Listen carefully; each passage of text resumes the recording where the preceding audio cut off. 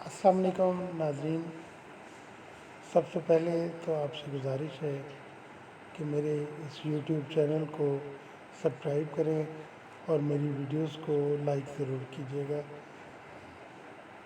ناظرین، آج کی جو ویڈیو ہے میری، وہ بہت ہی مزے کی اور بہت ہی پیاری ویڈیو ہے۔ جس نے بھی اس کو سنا وہ حیران ہوا کہ ایک چرسی کے ایسے نصیب، مگر کیسے؟ ایسا کیا عمل تھا کہ اس کا اسٹیج پر فقیر محمد نام پکارا گیا تو وہ آہستہ سے اٹھ کر اسٹیج کی طرف چل دیا۔ فقیر محمد شکل سے بھی فقیر ہی لگتا تھا۔ غربت کے اس چہرے پر گویا چسپاں تھی۔ ایک مل میں کام کرتا تھا اور تنخواہ کی چرس پی جاتا یا تھوڑا بہت گھر دے دیتا۔ تنخواہ میں گزارا کہاں ہوتا بھلا، تو کبھی کسی سے تو کبھی کسی سے ادھار مانگتا۔ اب تو لوگ ادھار بھی نہیں دیتے تھے۔ اس کے 2 بچے اور بیوی تھی۔ بیوی صابر تھی، جو بھی دے دیتا اسی میں گزارا کر لیتی تھی۔ وہ اسٹیج کی طرف چلا، لوگوں میں چہمگوئیاں شروع ہو گئی۔ ہر کسی کا یہی خیال تھا کہ اس بار بھی انکار کر دے گا۔ یہ مل مالکان کی طرف سے ہر سال کسی ایک خوش نصیب ورکر کو حج پہ بھیجنے کی تقریب تھی، جس میں پچھلے 2 سال کی طرح اس سال بھی فقیر محمد کا نام ہی آیا تھا۔ پچھلے 2 سال حج پہ جانے کے بجائے فقیر محمد نے حج کے خرچ کے پیسے لے لیے تھے، اور اس سال پھر سے اس کا نام نکل آیا تھا۔ اس چرسی کے نصیب میں بھلا اللہ کے گھر کی زیارت کہاں؟ یہ حاجی وحید حسن تھا، جو اپنے کولیگز کو کہہ رہا تھا۔ حاجی وحید 6 ماہ پہلے عمرہ کر کے آیا تھا اور اب اپنے نام کے ساتھ حاجی بھی لکھتا تھا۔ حالانکہ حاجی صاحب وہاں جا کر آنے کو دل ہی نہیں کرتا کسی کا بھی، اور یہ بدقسمت جانے کی بجائے پیسے لے لیتا ہے۔ یہ شیخ ایوب تھا جو حاجی وحید سے مخاطب تھا۔ یہ بھی عمرہ کر چکا تھا اور شاید جتانا چاہ رہا تھا کہ میں بھی حاجی ہوں۔ فقیر محمد اسٹیج پہ پہنچ چکا تھا۔ مل مالک شیخ عمر نے اسے مبارکباد دی اور کہا، بھئی فقیر محمد تیاری کر لو۔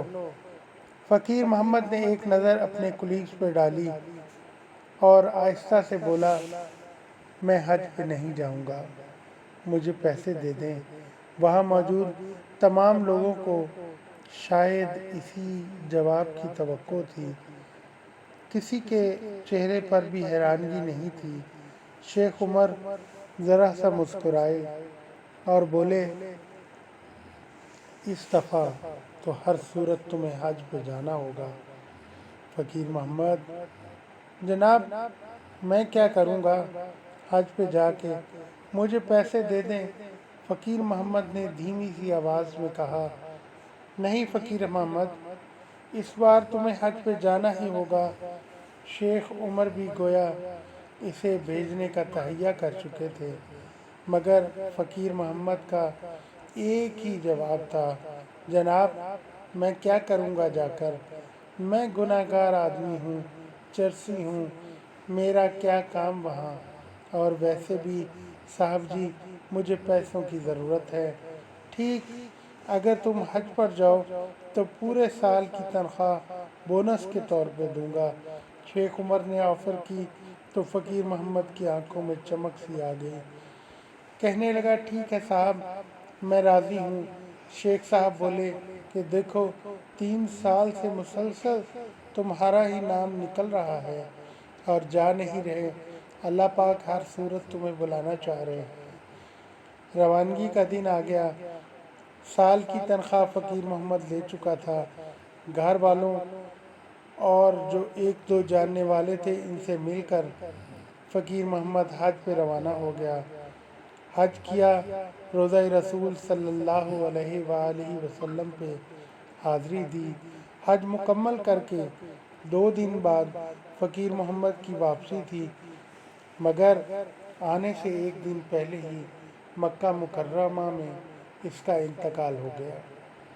اس کے گھر اطلاع دی گئی اور اس کی بیوی سے اجازت لے کر اس کو دنیا کے دوسرے بہترین قبرستان جنت المعلیٰ مکہ میں دفن کیا گیا۔ جس نے سنا حیران ہوا کہ ایک چرسی کے ایسے نصیب، مگر کیسے؟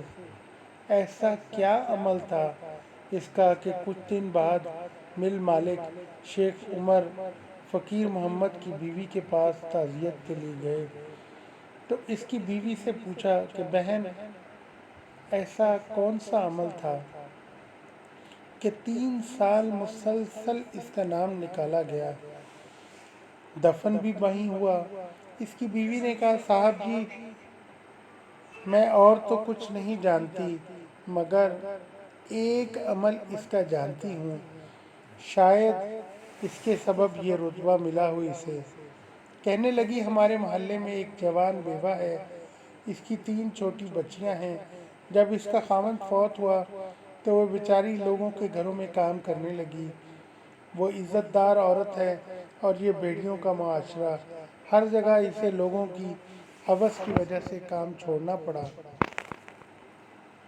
اس نے بھوک قبول کر لی مگر عزت کا سودا نہیں کیا۔ میرے خاوند کو پتہ چلا تو اس نے اس بیوہ عورت کو اپنی بہن بنا لیا اور اس کے گھر سارا خرچ دینے لگا۔ میرے شوہر کی تنخواہ میں 2 گھروں کا گزارا مشکل تھا اور وہ نشہ بھی کرتا تھا، تو وہ ادھار لے کر جیسے بھی کسی سے لوٹ کھسوٹ کر اس کو خرچہ ضرور دیتا تھا۔ 2 بار حج پہ نہ جانے کی وجہ بھی یہی تھی کہ اس بیوہ عورت اور اس کی بچیوں کا پیچھے خیال کون رکھتا۔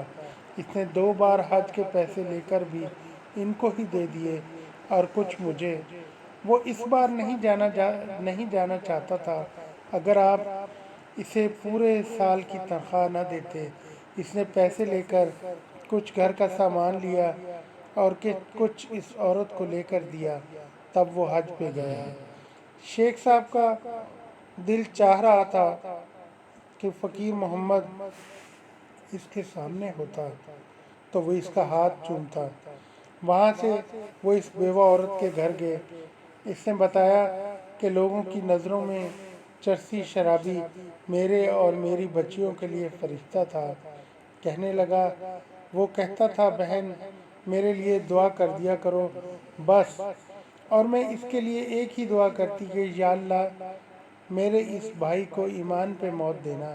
یتیموں کے سر پہ ہاتھ رکھنے سے جتنے بال ہاتھ نیچے آتے ہیں اتنے گناہ معاف ہوتے ہیں، اتنی نیکیاں لکھی جاتی ہیں، اتنے ہی درجات بلند ہوتے ہیں۔ کسی کی ظاہری حالت سے اس کے اعمال کو مت جانچا کیجیے۔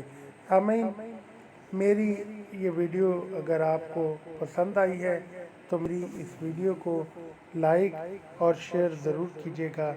بہت شکریہ۔